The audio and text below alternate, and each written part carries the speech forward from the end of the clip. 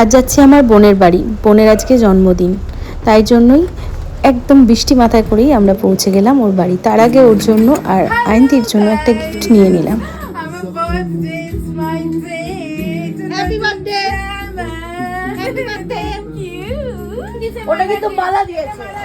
এখানে মালা আর সোহম চলে এসেছে, আর আয়ন্তীও এসে গেছে। এখানে দেখতেই পাচ্ছ, ওর জন্মদিনে আমরা যেতে পারিনি, আমাদের সবার শরীর খারাপ ছিল বাড়িতে, আমরা নিজেরাও অসুস্থ ছিলাম, তো ওই জন্য ওর গিফটটা নিয়ে গিয়েছিলাম। আর এই দেখো, আয়ন্তী নিয়ে চলে এসছে ফুচকা, তারপর চলে এসছে রিয়ার হাতের, মানে আমার বোনের হাতের স্পেশাল চিকেনের রেসিপি, যেটা খুবই দারুণ হয়েছিল খেতে।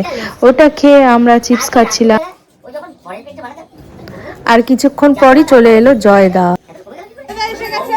এটা আমি 3 দিন ধরে বানিয়েছি এটাকে।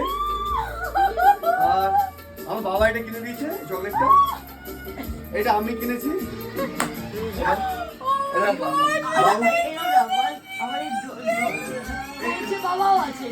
এর মধ্যে বাবা আছে।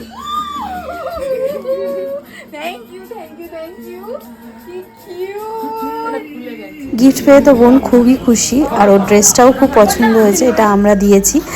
ও বলছে খুব সুন্দর হয়েছে। আর আন্টি দেখো এখানে কেক নিয়ে এসেছে।